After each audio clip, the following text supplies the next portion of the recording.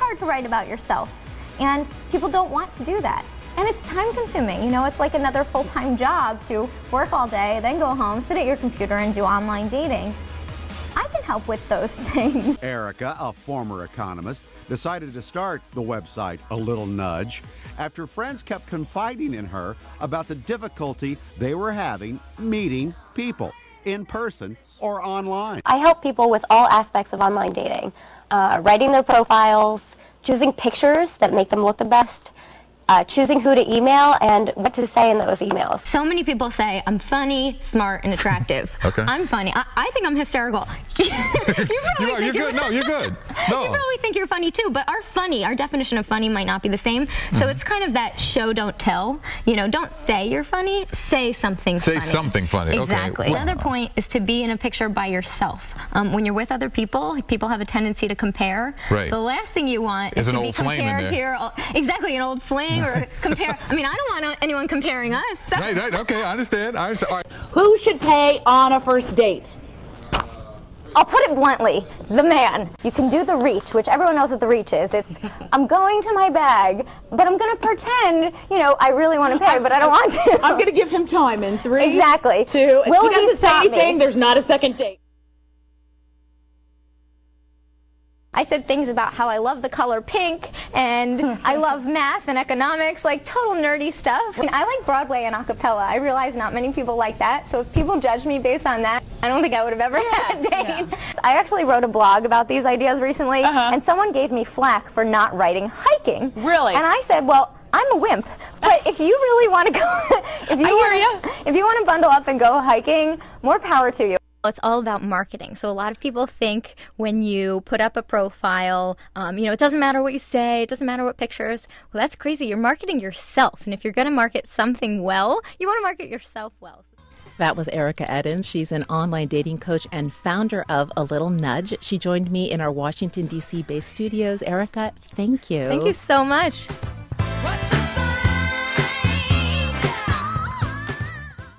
Hi, everyone. Say hi. Hi. Today's Monday at 7 Eastern. Do you know what time that is? It's 7. I just told you. It's time for the A Little Nudge Show. Yay. So, yay, exactly. So as you can see, I'm not alone, and I am not with Scruffy today. I instead brought 2 guests. Sometimes I bring Scruffy. He likes to bark in the middle of a show. Aww. He's my guest host. I have 2 lovely ladies here. This is Rachel. Hello. Do you want to say anything about yourself? No, I'm not. Okay. Maybe later. Maybe later. We're drinking some wine, so after a few glasses of wine, cheers, friends. And this is my friend Jenny. Hey. Hey. Okay. As we warm up, we'll talk a little more. Yeah. So just to remind people, this is a show all about dating. So if you want to call in, you can. The number is 202-71-NUDGE, which is 202-716-8343, and I'll be happy to take your calls. Also, if you have any just interesting questions, comments, feel free to call in for any of us, I suppose. Uh-oh, what am I inviting in, right? So I want to start with what we always start with, which is a funny dating story. And I'm banking on one of you having a funny dating story to share. So it doesn't have to go with the theme of the day, which nobody else knows yet. It's our secret. But does anyone just have a funny story that you're still telling because it's so ridiculous? I do. Okay, Rachel. So a dear, dear friend of mine, we were getting brunch on a Sunday afternoon in Alexandria, Virginia, and I pointed down the row of the bar, because we were sitting up at the bar with my girlfriends. I said, that guy's kind of cute. So, of course, she stops him as he's walking past. Sounds like something I would do. Yeah, starts harassing him, asking him all these questions about who he is, where he's from, all those sorts of things. And he was giving some wrong answers, but he was a good sport about it and dealing with me and my girlfriends. Yeah, how did you know they were wrong? Yeah. Well, for one, the first question she asked him was, are you Jewish? And he said, no, why would I want to be? So that didn't really fly well with me. But he oh my God. he recovered. And long story short, he ended up texting me multiple times that day. He and his friends came over. One of them ended up hooking up with a girlfriend of mine. And I didn't have any interest whatsoever because we started calling him the puppy dog. He had like the sad puppy dog lovesick eyes the entire time that we were hanging out that afternoon at a barbecue. So I think that was the least of his problems, considering everything you just said. True. Very interesting. True. Anything? I have one. Sure, I can go. So I was online dating last summer 2013. Met this guy, went on a date. He was not only did he talk about himself the entire time, he was condescending, he was rude. Fine, one date, never thought I'd see him again. Got back online recently. Guess who emails me? Of course. Same guy. And I say, well, hey, Guy X.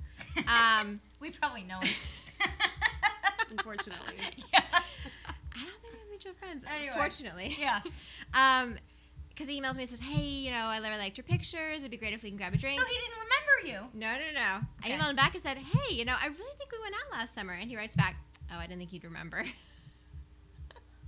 He thought he would have a fresh start? Yeah. Same pictures on his profile, same profile, and he thought that I wouldn't remember, which also is slightly condescending because he thought that I would not remember.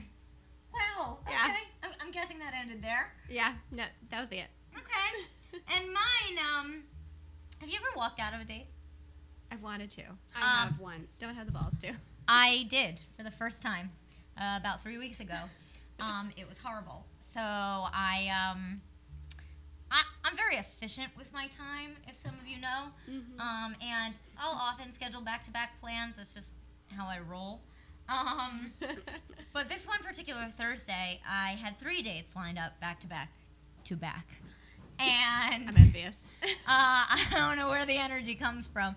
But the last one was from Tinder. And he seemed nice enough, and he lived in San Francisco, and he had just gotten in, so he said he didn't mind meeting late because he was still on West Coast time, and I'm a night owl, so it was kind of perfect. I picked a bar, nice place near me, and I walk in, and there's nobody else in the bar except him, which, doesn't bode well. I mean, that's strange, and it was a Thursday night. It was very strange, and he's like, I can't believe you picked this place. There's nobody here. And I'm like, hi. How about hello to start? Yeah. And then he goes, because a lot of people, of course, ask me what I do in advance, which I guess intimidates people considering I'm a dating coach. Fine.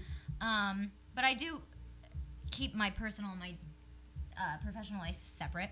But he knew my job. And then he goes, because I picked this place with no people, and because I had pushed the time back by half an hour because my check didn't come at dinner in a timely fashion, and I notified him an hour before that I needed to push it back, he says to me, you're the worst dating coach ever.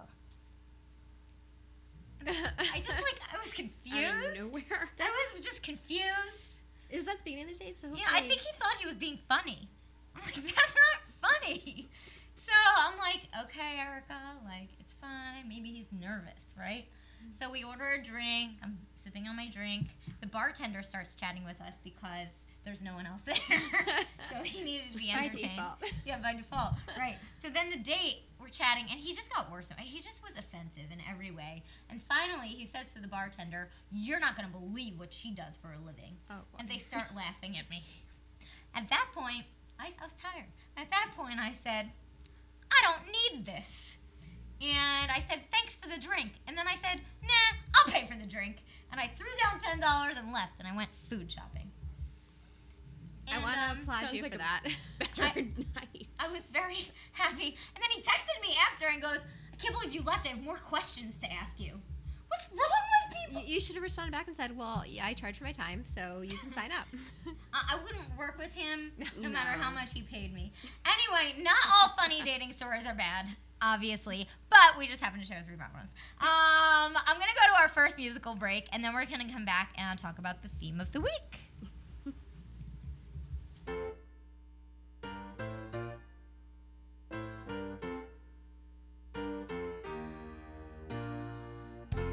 Every single day I walk down the street, I hear people say, baby, so sweet. Ever since puberty, everybody stares at me. Boys, girls, I can't help it, baby. So be kind and don't lose your mind. Just remember that I'm your baby. Take me for what I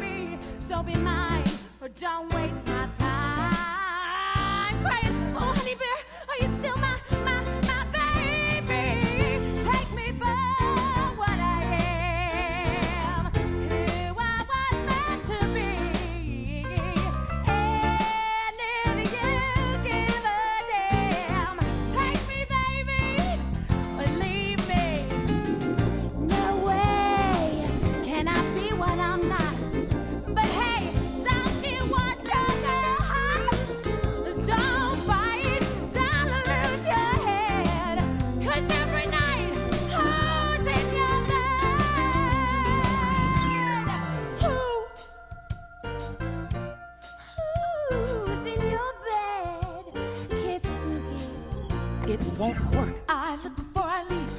I love margins and discipline. I make lists in my sleep, baby. What's my sin? Never quit. I follow through.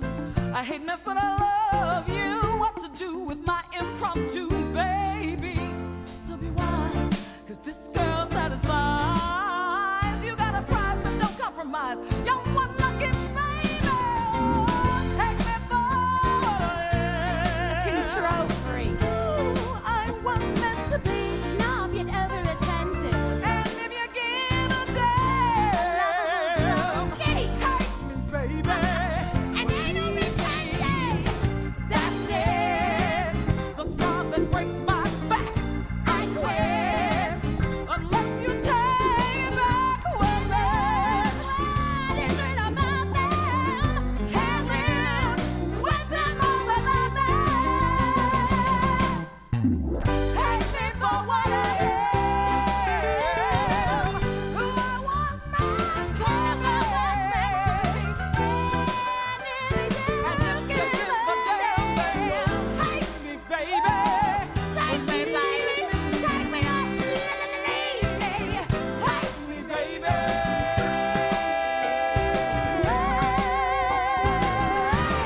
Or leave me. Yes, I'm leaving. I'm gone. We were busy snapping, but the music ended. All right, we're back. So if you're just joining, just to remind you, this is the A Little Nudge Show. What do we talk about on the A Little Nudge Show? Dating. On my right, we have Rachel. Hi. And on my left, we have Jenny. And today we're going to be talking about a topic that may be unfamiliar to people. And actually, I didn't know it had a name until recently. But ghosting. Now, had you guys ever heard of this word? Not the word, but I've definitely experienced But the the phenomenon. concept. Heard yeah. of the word. Yeah. Okay. So ghosting is when you're in some form of a relationship with someone. Doesn't matter how long. It could be short or it could be long. When you're dating someone, Yeah. and all of a sudden, poof, this person disappears. No explanation, no nothing. Essentially, they're breaking up with you without breaking up with you. So in the days before texting and Tinder, there was actually talking and the art of real in-person conversation. So even in Sex and the City, did you guys watch Sex and the Loved City? it. When Berger broke up with Carrie, he wrote it on a Post-it note, right? And that was the talk of the town because, oh my God, a Post-it note, which is still terrible. Like there is no dispute that a Post-it note is terrible, but I think that's like one step up from just going away, just fading off into the sunset, ghosting, if you will. And just for fun and as a throwback, let's watch that Sex and the City clip. New York City is a great place to be engaged. Miss, Oh, I'm sorry. Did you want this cat? thank you.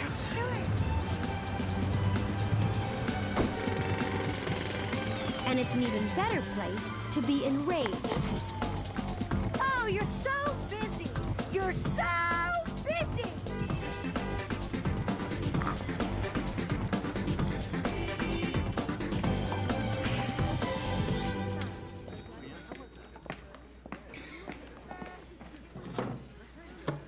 Boy, do I have news. So do I. I didn't want to say anything until we were all together, but Harry and I made up, and he asked me to marry him. Oh my God! Congratulations! Sweetie, that's great. Look at that ring. I know. He had it made based on the one that Richard Burton gave Elizabeth Taylor. Well, it is fabulous. Even more fabulous than your first one. So, Carrie, what was your news? Oh, Berger broke up with me on a Post-it. On a Post-it? Uh-huh. Uh-huh. Yep. Read it and weep, my friends. I'm sorry, I can't. Don't hate me. The motherfucker's concise. First of all, I thought you were going to break up with him. Yeah, I was, and I should have, but he said that he wanted to try to work things out, AKA leave in the middle of the night. A Post-it? That's infuriating. Yeah, I remember when breaking up over the phone was considered bad form. I once was broken up with by a guy's doorman. I'm sorry, Miss Hobbs. Jonathan won't be coming down. ever. I miss having a doorman. So, are you gonna call him? No, I am not going to dignify his behavior with a response. I am not even going to leave him one of those angry answering machine messages. Hi, it's me. You're a dick. But it sure felt good saying it right now, even to you. Well, that's what we're here for. I'm sorry. Yeah, I'm sorry too. That relationship was a complete waste of time. Oh, it's never a complete waste of time. I mean, even in the worst relationship, you always learn something. You might not want to say that to a woman carrying a loaded Post-it. But, Carrie, everything happens for a reason, even if you don't know what it is yet. That's such bullshit. It's not! Look at me. If I had never married Trey, then I never would have gotten divorced, and I never would have met my divorce lawyer, Harry, and I wouldn't be engaged now. Uh-huh. Paper covers rock. It's very clever. I miss that show. I miss that show so much. So why do people think it's okay not even to give someone the courtesy of a measly Post-it note, right? So some people are doing what has been termed ghosting, just up and leaving a relationship without actually having the courtesy to tell your significant other that you're up and leaving. Some people call it the fade away. Some people call it the disappearing act, and some call it falling off the earth. What do I call it? Rudeness, cowardice, and selfishness, for starters. So I'm curious to know whether that's happened to either of you. Absolutely. How do you think I know the term? Yeah. So tell us. And I mean, besides the story, I want to know how it felt. It's terrible because you build a relationship. You spend, a date you assume 2-3 hours. Mm-hmm. You've spent a significant period of time with that person. You've started to make an investment, and at that point, you think that you deserve a text or a call or an email. Anything would be great. A Post-it note. Anything. Anything. Pigeon carrier. So yeah, it's. So you had an experience where somebody just disappeared? Yeah, and it's kind of a funny story where went on 3 great dates. I thought it was going really well. I was so excited about this person, and then all of a sudden just disappeared, dropped off the face of the earth. Mm-hmm. And funny enough, I was actually blonde when I was dating him. You were what? A blonde. Okay. And so I didn't hear what you said. So say 9 months later, I was out with some friends, and I saw him, and I was just got this pit in my stomach. I thought, oh gosh, there he is, and then he comes up to me and he says, hey, my name is Matt. And I was like, oh my God. I was like, you went out with me. You broke my heart. And he's like, oh, and just walked away. He did not recognize me. Wow. And wouldn't it have just been so much easier if he had just said anything, even if it's a lie? The timing's bad. Right. Anything. Yeah. Work's crazy. The usual excuse somebody might throw out. Right, because that is easy to get over. Yeah. But the wondering and the guessing and the pining, that's not easy to get over, because you overanalyze. Not you, anyone overanalyzes that situation. Like, what was it? And the reality of it is, it's not you. It's somebody else's problem, and they don't have the courage of their convictions enough to stand up to somebody else. Now, that's terrible. I'm sorry that happened, and he's a big loser, because look at this one. Have you done it to anyone?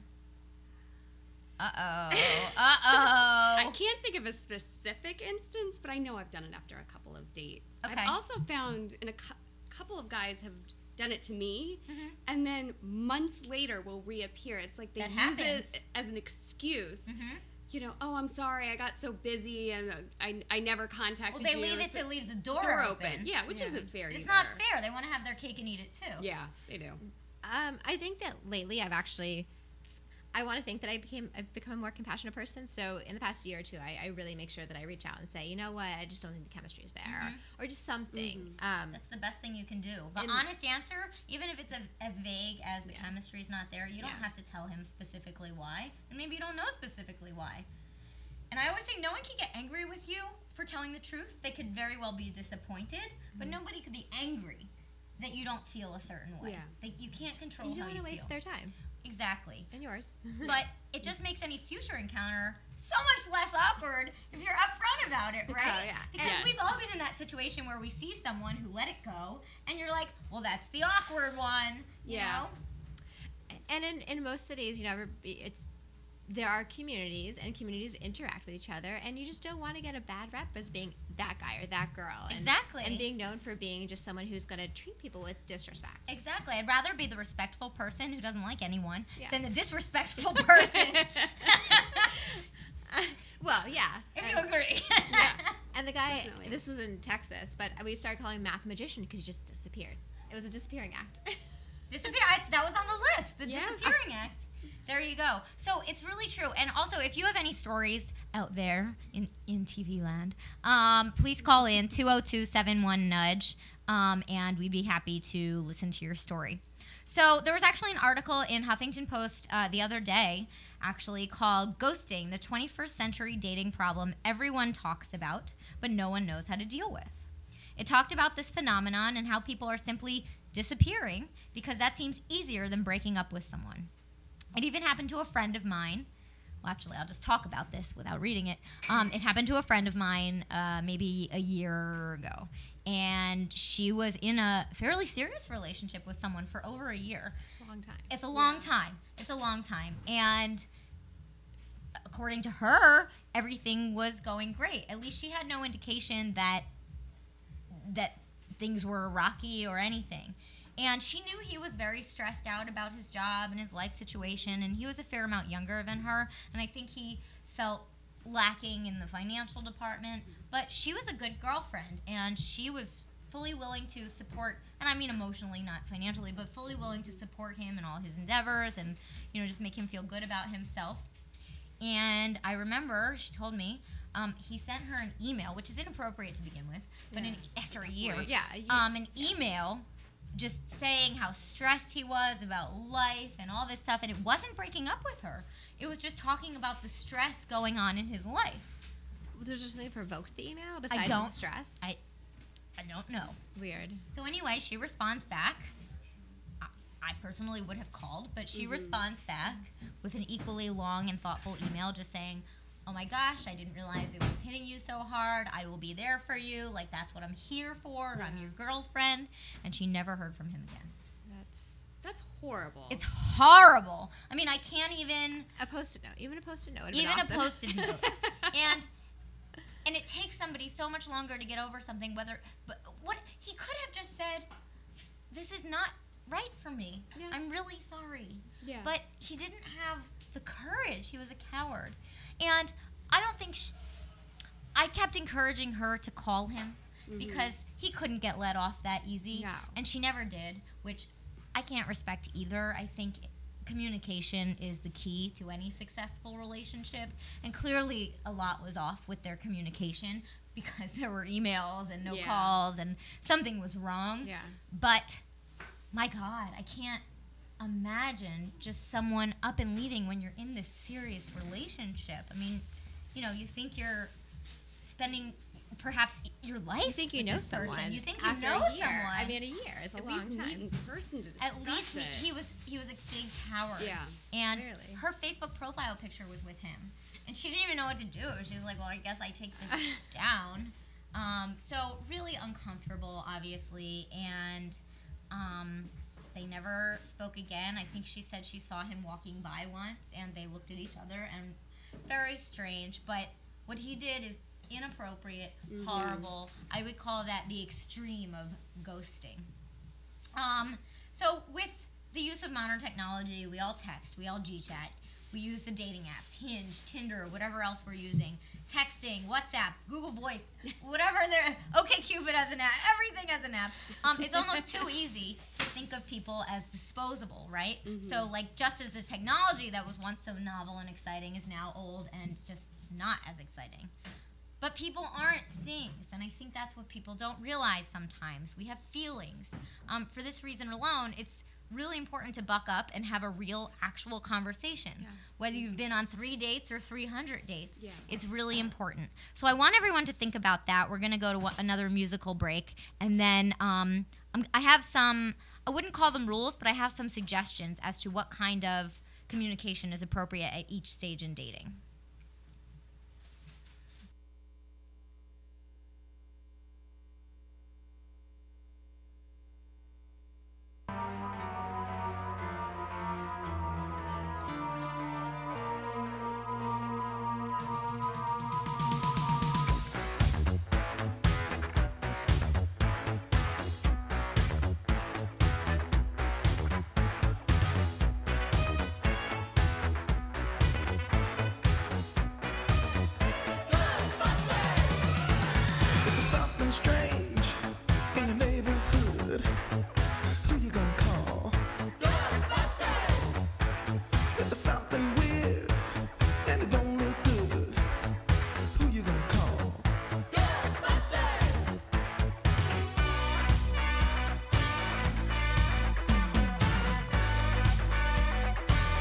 afraid of no ghosts.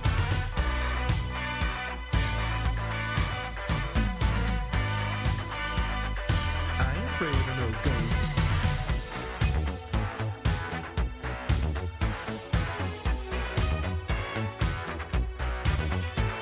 If you're seeing things running through your head, who can you call? Ghostbusters! An invisible man sleeping in your bed. Oh, who you gonna call? Ghostbusters!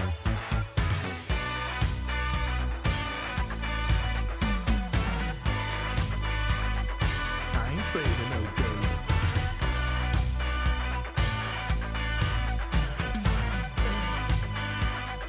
I ain't afraid of no ghosts. Who you gonna call? Ghostbusters! If you're all alone, pick up the phone and call Ghostbusters! I ain't afraid of no ghosts. I hear it likes the girls. I ain't afraid of no ghosts. Yeah, yeah, yeah, yeah. Who you gonna call? Ghostbusters! If you had a dose of a freaky ghost, baby, you better call Ghostbusters!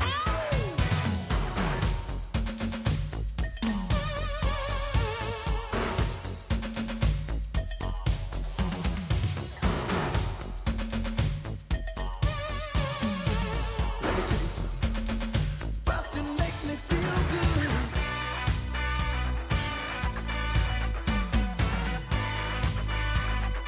I ain't afraid of no ghosts.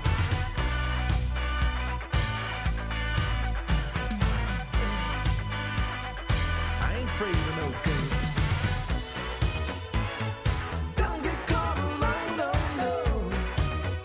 Ghostbusters! When it comes through your door, unless you just want some more, I think you better call Ghostbusters! Ow! Who you gonna call? Ghostbusters! Who you gonna call?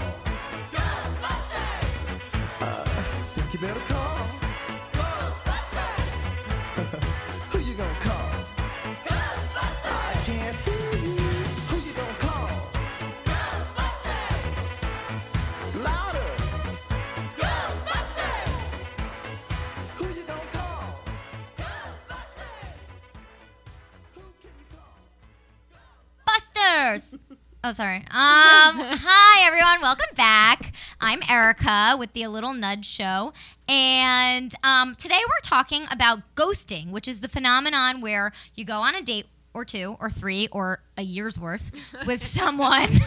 Unfortunately, and he or she just poof disappears without actually breaking up with you. It's a horrible, horrible thing. Technology has made it easier to treat people as objects, as disposable, as things behind a screen, when in reality, we're people. We have feelings. So before I give the advice on how to communicate with people so that you're not ghosting them, I actually want to tell a story about how to potentially deal with someone you think might be doing that to you. So I went out with somebody, and he was nice. We had a nice time. I wasn't sure whether I wanted to see him again, but I always give the advice that if you're not sure, you go one more time because you just don't know. People are nervous. People aren't truly themselves on the first date. Days to get to know Takes someone. a couple dates, and it's never leading someone on. People ask me this all the time. Is it leading someone on to go out again just to see? Of course not. If you don't have to decide anything after the first date. All you have to do is decide if you want to have one more conversation with this person. Very true. So this particular person asked me on a second date, and I agreed to it. And it was for a Thursday night. And Wednesday morning, and I'm kind of, as I was saying before, I hate the word rigid, but I use my time wisely. I fit a lot of things in. I like back-to-back-to-back plans. I really try to maximize my 24 hours. And so the concept of canceling doesn't fly very well with me. But if you have a good reason, of course, it's fine. Yeah. So that Wednesday morning, I got a text from him saying, something came up, I need to cancel tomorrow. And it was very, nonchalant, like your time isn't important. And perhaps I was reading too much into it, but you can't read tone over text. That's true. And the way it came out to me said, something better came along. So I responded back quickly, thank you for letting me know. I appreciate the advance notice, because he knew I was busy.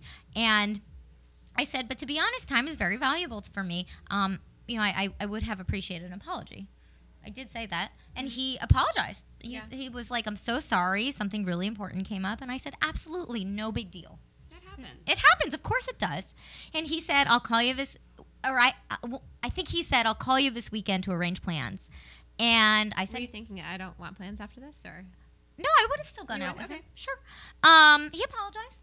And he didn't call that weekend. And your word means a lot to me. And if you can't keep your word, I don't trust your word. Right. So at this point, whether it was ghosting or not, this person was never contacting me again. I think that was pretty clear. Perhaps he was put off by the fact that I asked him to apologize, but I don't care because that was really important to me. Yeah. But regardless, so it was another week, and I thought to myself, I like closure. I don't like awkward. DC is a small place. We're going to run into each other, right? That's true. So I kind of fell on my own sword and texted that's a good expression to use, right? I put myself under the bus. What is it? I threw myself under the bus. Okay. By texting. I ran myself over with a bus. There you go. And I texted him and said, "Oh, it's too bad you didn't call this weekend. I was really looking forward to hearing from you. I guess the feeling wasn't mutual. Best of luck to you." Yeah. And that way, it was, it would have been nice. I get it. No big deal. And I'm acknowledging it. Because I don't want people to get away with just not contacting you. Okay. And I think that's a really good solution to do this. And you don't have to run yourself over with a bus to do that. But, just had been looking forward to hearing from you. Mm-hmm. Guess the feeling wasn't mutual. Best of luck. Because that way, it puts that closure on. And it makes them feel a little badly. So I know Jenny had one more story to share. I'm almost nervous to hear it. And remember, if you have stories, call in. I'll preface this with none of these are, DC-based stories. I used to live in Texas. I know this is a small community. So there was Hi, friends. We're not talking about you. Okay. Would not do that. There was a guy I started dating in Austin when I lived there. It's a big enough city where I can say the name. Yeah. And we'd gone on a couple dates, and it had been at least a month or two. And he said, "You know what? Have you ever been to San Diego?" I said, "No." He said, "Well, my parents have a condo out there. Let's go out there. We'll see a game." Great. Got me a plane ticket. Really looking forward to it. That's not nothing. No, it's not nothing. We had plans. Yeah. I took off a day of work. I transferred projects. I, rescheduled a dentist appointment. We know how difficult it is to get a dentist appointment. That's true. I went on Monday, and I know. This is a big deal. You have to schedule it weeks in advance. So I was like, you know what? For this, I'm going to reschedule. And needless to say, I was really excited about the weekend. I got a couple new outfits, was pumped, ready to go. And then all of a sudden, I get this email the night before, or 2 nights before, and it said, "Hey, by the way, this person has a couple different companies, and they were scattered all over the state." So he said, "You know what? We had an issue at the site. We had to, fire a manager. I am, I don't know what's going on, but I'll call you." I said, "Okay, that's fine. Not upset. Now, if the weekend needs to be rescheduled, not a problem." Not only did he not call, I logged into Southwest to look at my ticket. It had been canceled. What? Had never heard from him. So I emailed him and I said, "Hey, just want to check." He didn't know that I'd logged in to look at the ticket. I said, "Just want to check, we still flying out? What's the deal?" Yeah. Only response I ever got back was, "I'll have my secretary take care of it." So I was there, and I went into work on Friday, and my colleagues were like, "Weren't you supposed to be out of town?" I said, "No, I don't know where you heard that." That's horrible. That's horrible. But never heard from him again. Actually, I ran into him at an event. I saw him across the stage at a concert, and turned around. He was gone. He knew better than to stay. How long had you guys been going out? Couple months. Yeah, I was gonna meet his parents. Just ticket got canceled. Do you get scared, maybe? I don't. Do you get scared or not? I know. So inappropriate. Just tell me you got scared. Just tell me you changed your mind. You're a coward and you can't deal with it. Tell me I'm ugly. Tell me whatever you want. Please. To get me over this. But the not knowing is the worst part. But the thing is that with this, it was just so bizarre because he was so excited. He bought this ticket, and all of a sudden the ticket was canceled. There was no word from him, and all of a sudden there was, maybe real or not, an incident at work, and it was more humorous than anything. I'm glad you can laugh at it because I wouldn't be laughing that weekend. Not that weekend. I was just more shocked than anything. I thought this wasn't supposed to happen, but it was. You know what? Wow, and that's a prime example of Ghosting. what not to do. Well, yeah, ghosting, but what not to do. And really, it's just being a coward.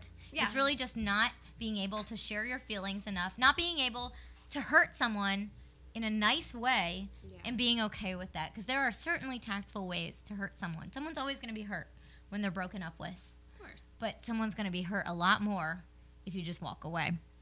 So there aren't any specific rules, but I do have some advice as to how to communicate with someone that you don't want to see them again. So after one date, if it's clear that neither of you wants to see the other, then it's fine not to communicate again. It's completely fine, I think, as long as you know it's mutual. Now, I will say, if someone then, okay, so if one of the people on the first date asks you out again, or you ask them out again, and you're not feeling that, I recommend saying something like, I think you're great. Thank you so much for the other night. I'm just unfortunately not feeling the connection I was looking for, but I wish you the best. Easy. Really text easy. Message takes 10 seconds. A text message, exactly. I would respond however they ask you out. If it's over email, respond over email. If it's over text, respond over text. Not enough people are calling these days. If it's over the phone, I would actually call back. But it's really easy, simple. I'm not feeling I just didn't feel the spark, or I didn't feel the connection, or whatever it is. That's okay. I have a question. So say you're on a first date, you're leaving, and they say, let's do this again. And you don't think you want to see them. That's a tough one because generally a guy will ask, let's do this again immediately if he thinks the answer is yes, right? And I respect somebody who does that, but it is awkward. So you could do the sure and then respond no when he does, or, you could be totally honest, but that makes it awkward. Yeah. I've said before, I think I'm going to have to pass, but thank you so much. Only one person has ever said, why? My God, that was difficult. How did you respond to that? Yeah. I didn't know how to respond. I stuttered for a few minutes. And then I said, are you really asking me that?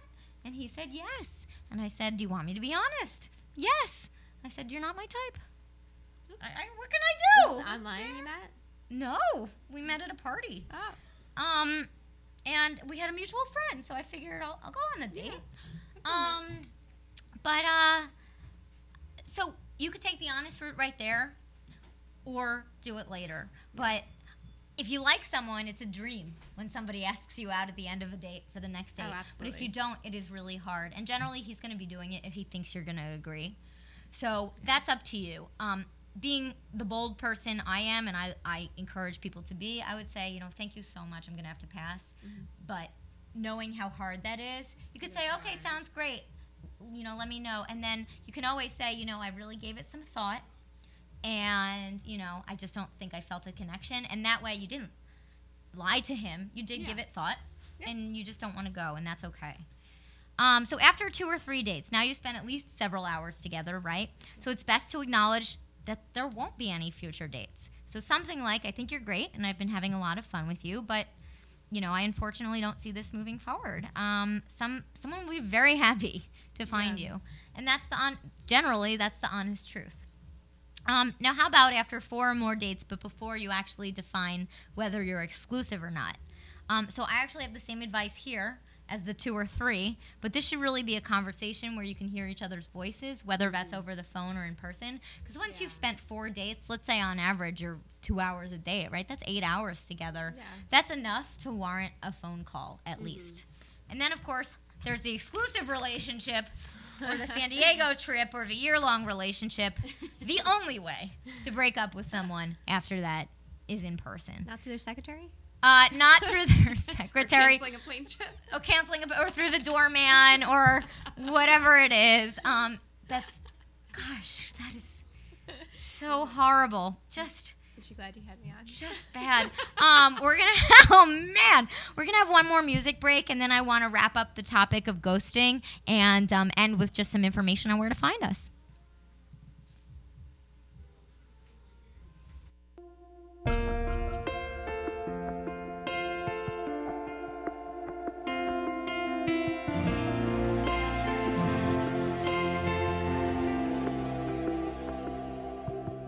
Watch my life pass me by in the rearview mirror.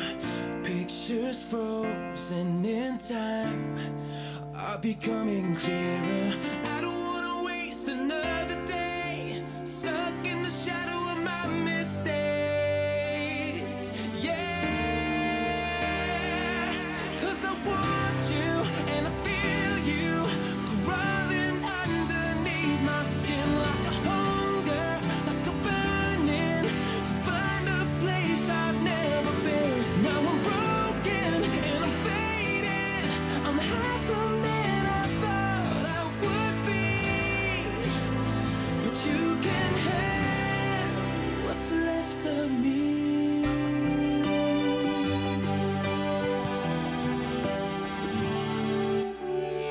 I've been dying inside, little by little, nowhere to go but going out of my mind, in endless circles, running from myself until you gave me a reason for standing still.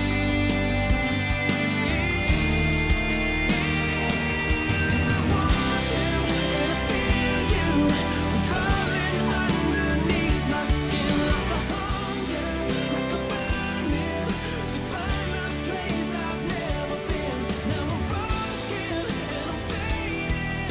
I'm half the man I thought I would be, but you can have what's left of me. Falling faster, barely breathing. Give me something to believe in. Tell me it's not all in my head.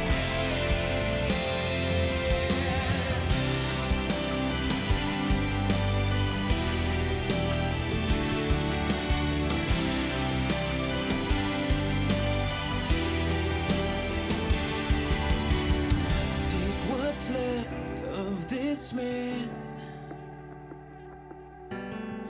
make me whole once again. 'Cause I want you and I feel you crawling underneath my skin. A hunger like a burning to find a place I've never been. Now I'm broken and I'm faded. I'm half the man I thought I would be. You can have all that's left. What's left of me?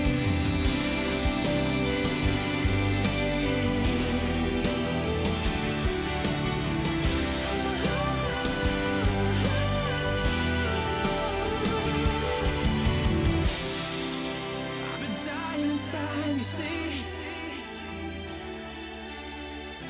I'm going out of my mind, out of my mind. I'm just running in circles all the time. Will you take what's left? Will you take what's left? Will you take what's left of me? Just running in circles in my mind. Will you take what's left? Will you take what's left? Will you take what's left of me? Take what's left of me. Spinderella cut it up one time. Whoa, what is that? Oh, that's mine. It's just another song, no big deal. Hi, everyone. We're talking about dating, obviously, because this is the A Little Nudge show. But specifically, we're talking about a concept called ghosting, which is where if somebody doesn't have the courage to break up with you, so they essentially go away. Jenny here had the worst story I've heard yet from someone I know. The best worst. The best worst. I don't even know what to call that. The West? The West. The burst. There's actually a food truck in Austin called The Best Worst. It's Why? is it like bratwurst? Yeah, it's delicious at 2 a.m. That's pretty cute, actually. So I just want to wrap up the topic of ghosting. So the last thing we talked about was some advice I had for how to actually communicate with someone when you don't want to see them anymore. So there's a site called The Date Report, and somebody wrote about the topic in May, someone named Sarah Ashley O'Brien, and she explained, just as I was saying before, that ghosting actually prolongs the time it takes to get over someone. She said, and I agree with this 100%, a simple acknowledgement of an appreciation for the time we did spend together. Hey, I had a fun few dates with you, but I don't think we're right for each other beyond that. So easy. Would provide so much more closure. It's always a blow, but you can get over that in a few days. When the ghost disappears, you spend the first few days wondering when you're going to get a text back, and then weeks trying to figure out what went wrong. It's not nice. I mean, for lack of better words, it's just not nice. So did you guys ever read He's Just Not That Into You? Yes. Yeah, so the author of that, I read the book. It said the same thing over and over, but the author of that, Greg Berend, he disagrees. And I disagree with Greg. He says it's simple, and there's no need to contemplate the many reasons a date is unresponsive. When somebody's not texting you and you see they've read your text, you should really get it. Come on. Here's the difference, though. While someone might get it, he or she doesn't deserve it. So Greg goes on to say that when you get tired of something, like a movie or a sports team, you just walk away.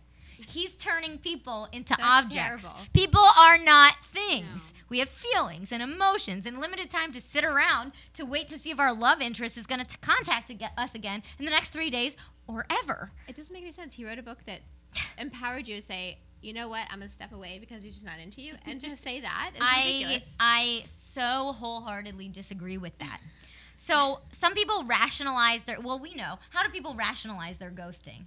A girlfriend of mine once told me no message is a message. Yeah, well, I mean, there's some rationalizing. Well, that's exactly what Greg is saying, and I disagree. No, well, they rationalize it by saying exactly what your friend is saying, that they're trying to spare the other person's feelings, right? Right. If that's what makes you sleep at night, fine. But we all know what a load of you know what that is, right? So the moral of the story is to own up to your actions, take a little discomfort in the present by telling someone how you feel, for a future of knowing you're an upstanding person who doesn't hurt others to spare yourself. This non-San Diego guy, hurt you, and he spared himself. I've seen too many incidents happen now to more friends and to clients. So don't be a culprit, and obviously I hope none of you are victims. Just be a good person, have fun with dating, and when it's over, have the courtesy to let the person know you're seeing in on your decision. So with that, any other stories on this topic before we wrap up? I don't think you want to hear any more. I don't want to hear any more. A lot more. Oh my God, Jenny. Well, if you want to know where you can, if you want to hear Jenny's stories later, I'm getting a text. I thought it was somebody calling in, but it is not. If you want to reach me, you can find me at alittle.nudge.com. That's www.alittle.nudge.com. And actually, I've shown it before, but a lot of the advice I give, not particularly on ghosting, because that's a fairly new topic, but a lot of the advice I give is in my book. It's called Love at First Sight, S-I-T-E, and it's on Amazon. It has a picture of me, so you'll recognize it. There are a few books on there with the same title that all came out within the same month, oddly enough. Weird. And one is about making websites, so it's not that book. So I guess would be a clever name for that, too. But it has a lot of my advice in there, particularly when to reach out to people and how to let someone down easy. It's a good book.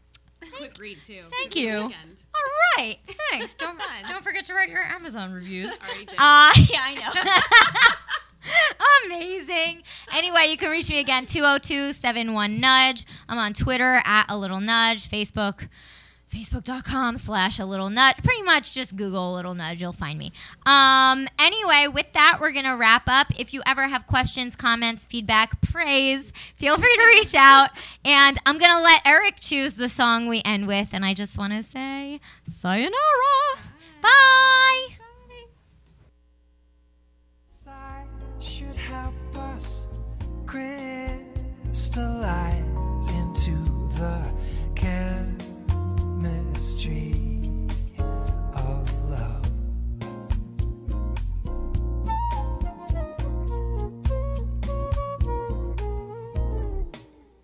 Please don't recite me poetry. I'd rather feel you close to me and listen to the rhythm of your heart. Now here we are, woman and man, and like those statues by Rodin, I can't tell you from me. Inside the chemistry of love.